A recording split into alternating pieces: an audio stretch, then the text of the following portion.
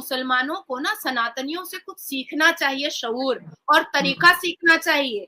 ऐसा इतिहास में पहली बार हुआ है जो ब्रिटेन संसद में हनुमान चालीसा का पाठ किया गया। All the other religions in the world have caused a lot of deaths and wars, right? And the land of India and the land where Hinduism reigns here, they have never gone to another country, invaded it and asked them to convert. सिर्फ महिलाओं को इज्जत देना नहीं, मुसलमानों को सीखने की जरूरत है सनातनी से। इवन किस तरह से जिंदगी को बहुत खूबसूरत बनाया जाता है, भैया को सैया ना बनाया जाए।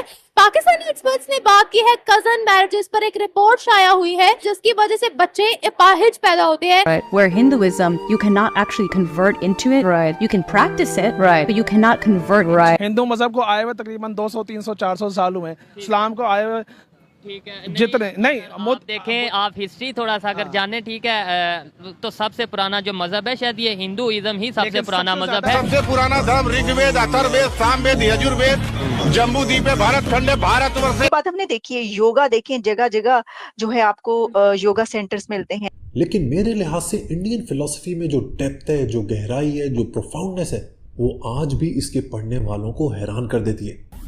सोशल मीडिया पर वायरल हो रहे वीडियो में धीरेन्द्र शास्त्री ब्रिटिश संसद में सांसदों व अधिकारियों के बीच बैठे नजर आ रहे हैं।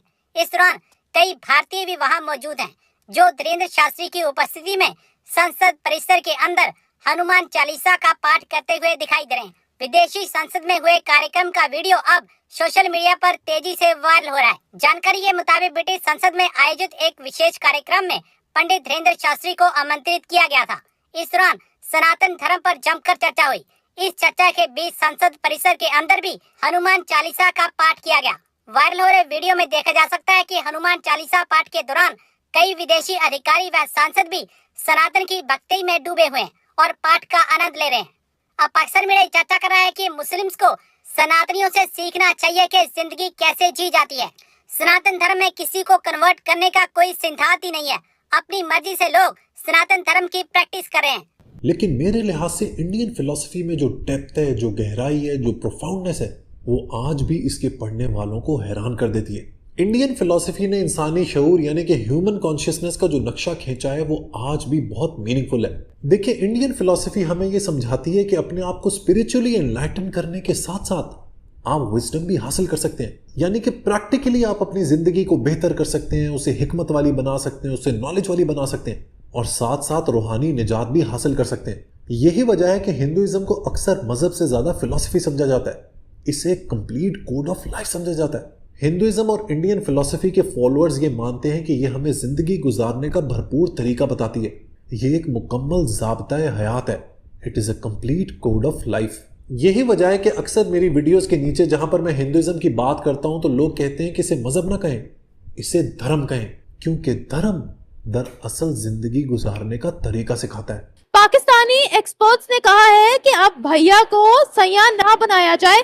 पाकिस्तानी एक्सपर्ट्स ने बात की है कजन मैरिजेस पर। एक रिपोर्ट शाया हुई है जिस पर यह कहा गया है कि पाकिस्तान की आधी से ज्यादा आबादी, आधी से ज्यादा पॉपुलेशन कजन मैरिजेस को प्रमोट करती है, जिसकी वजह से बच्चे अपाहिज पैदा होते हैं, जिसकी वजह से बच्चों में मुख्तलिफ किस्म की बीमारियां जन्म लेती हैं। थैलेसीमिया बहुत ज्यादा फैली हुई है। इसके अलावा और भी ऐसी बहुत सी बीमारियां हैं जो कजन मैरिजेस से आगे बढ़ रही हैं।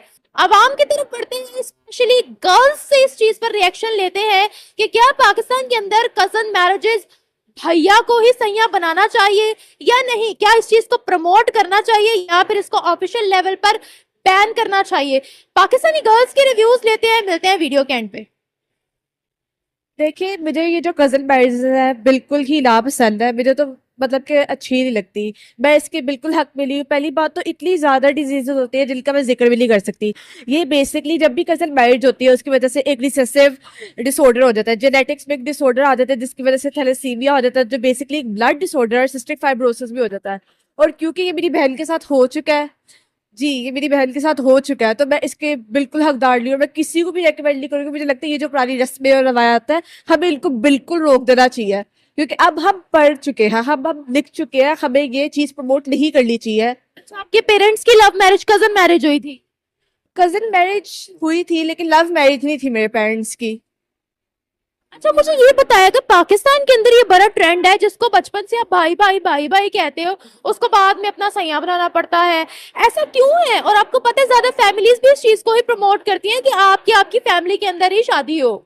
मुझे लगता है वो ये चीज़ इसलिए ज़्यादा प्रमोट करते हैं, पहले तो उनको ये लगता है कि अगर रिश्तेदारों में शादी हो तो लड़की का नाम रहता है, उसकी इज्जत रहती है कि किसी और को आप अपनी लड़की के साथ भरोसे में नहीं दे सकते कि वो किस तरह उसको ट्रीट करे। लेकिन फिर भी फैमिली के अंदर अगर कुछ रहेगा तो आप उसको किसी न किसी तरीके से उसका हाल या नतीजा निकल ही आता है।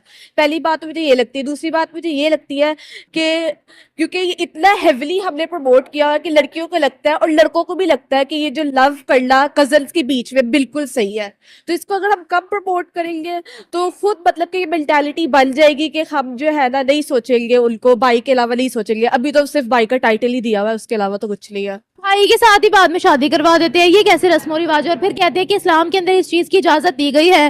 भाई ये मतलब कैसे अपनी बातों को जस्टिफाई करते हैं और साइंस को तो बिल्कुल भी नहीं मानते।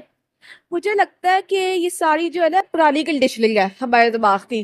देखिए पहले इतने ज्यादा इंसान इस दुनिया में नहीं थे तो कजन मैरिज करनी पड़ती थी, वो सिर्फ ओनली वे था ताकि आप अपनी पॉपुलेशन बढ़ा सके। अब तो ऐसा कोई मसला नहीं है। और अब तो मतलब कि क्योंकि बार बार एक ही लाइन में, और वो भी मतलब कि पहले कजनों के साथ आप करते रहेंगे तो आपकी डिजीजेस खुद बढ़ जाएंगी। इसलिए मुझे लगता है कि वो इस चीज को बार बार इसलिए करते हैं क्योंकि वो मानना ही नहीं चाहते कि असल रियलिटी और असल ट्रूथ क्या है। आपकी मदर भी पहले आपके फादर को भाई कहती होंगी शादी से पहले? भाई कहती थी, वो भी मतलब एक दूसरे से मिलते जुलते थे, उनकी कोई खास दोस्ती वगैरह नहीं थी, बस उनको करवा दिया गया, उनकी शादी बस करवा दी गई, जबरदस्ती करवा दी गई। जी जबरदस्ती बस शादी उनकी करवा दी गई। ये पुराने रस्मों रिवाजों को देखते हुए? जी बिल्कुल, इसी वजह से करवा दी गई थी। अच्छा ये बताएगा, एक तो इस्लाम के अकॉर्डिंग अगर हम बात करते हैं तो हक महर आधा हो जाता है अगर आप कजन मैरिज करवाते हो, एज कम्पेयर टू अगर आप के नॉन रिलेटिव्स हैं तो आपको पूरा हक महर देना पड़ता है। लेकिन जब आप अपने रिश्तेदारों के अंदर कजन मैरिजेस करवाते हो तो वही हक महर आधा हो जाता है। क्या ये भी तो एक वजह नहीं है कि आप जिसको बचपन के साथ भाई भाई भाई भाई कहते हो, इस चीज को सामने रखते हुए वो कजन मैरिजेस फिर भी प्रमोट करते हैं? जी देखिए, जैसे कि आपने पहले जिक्र किया था कि कजन मैरिजेस अब क्यों प्रमोट करते हैं, मैंने कहा था इज्जत की वजह से। एक बात ये भी कि लोग ज्यादा खर्चा नहीं करना चाहते शादियों के ऊपर। लोग को लगता है कि अगर हमने कजन में कर दी मैरिज तो उनका मतलब कि काम खर्चा लग जाएगा और उनको इतने ज्यादा पैसे नहीं देने पड़ेंगे कि घर की बात है कि बाद में सब कुछ हम सेटल कर लेंगे। इसलिए मुझे लगता है कि कजन मैरिजेस को तो बिल्कुल ही रोक देना चाहिए इस वजह की वजह। कर दें? जी बिल्कुल बैन कर दे, लॉ रखे उसके अगेंस्ट, रेगुलेशन हो, मेंटेनेंस हो।